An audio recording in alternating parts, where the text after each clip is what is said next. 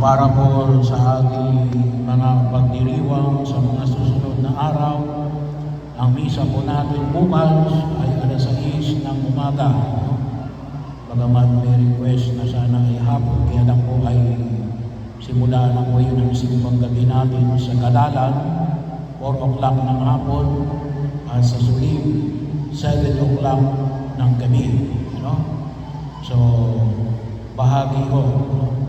At well, sa atin naman dito, 16 ng madaling araw, ang ating misa di Gallo. So, bahagi ko na sana po ay mapaghandaan natin ng maayos. And then, sa yung 16 hanggang 24, alas 6 ng alas 4 ng madaling araw. Sa 18, may tatlo tayong misa. Of course, yung 4 o'clock ng umaga, yun sa karangalan, of course, din ng Mahal na Birhen Maria, particular sa kabistahan ng Mahal na Birhen ng Dinaon.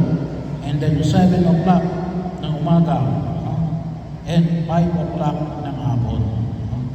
So, kesa ng Mahal na Birhen ng Dinaon, kaya tatlo yung misa natin. Alas 4 ng madaling araw, alas 7 ng umaga, at alas 5 ng hapon. Sa linggo, susunod na linggo, December 20. So wala po tayong misa sa December 20 ng hapon. Ang misa po natin sa December 20 ay yun ay linggo, susunod na linggo, alas 4 ng madaling araw, 6:30 ng umaga, 8:30 ng umaga. Tatlo pa rin ang misa natin. So, instead ng 5 o'clock ng hapon, alas 4 ng madaling araw. So, sa 24, ay of course, yung alas 4 ng madaling araw, yung huling araw, misa di Gallo, and then 9 o'clock ng gabi, yun ay anticipated mass. Yun ay bihilya sa dakilang kapistahan ng Pagsilang na Jesus.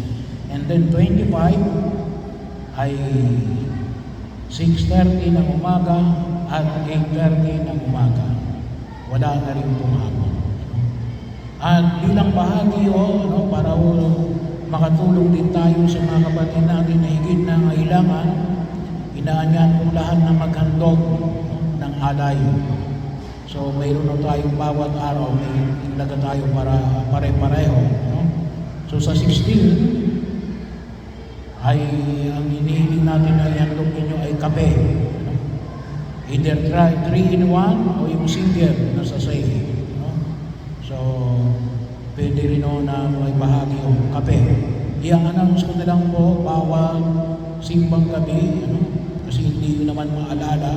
Kung gusto nyo malaman yung the whole roster ng ating mga iaalay mula 16 hanggang 24, nasa Facebook page namin. Doon nyo tignan. Pero para hindi tayo mag-alala, every simbang gabi, i-announce ko yung susunod na iahandog natin. So sa 16, kape. 3-in-1 o yung single. So patuloy pa rin natin yung panalangin para sa ating hall, na malagyan natin ng bubong.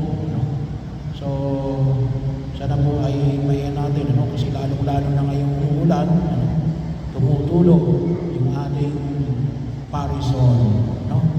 So kaya masusunod sana natin.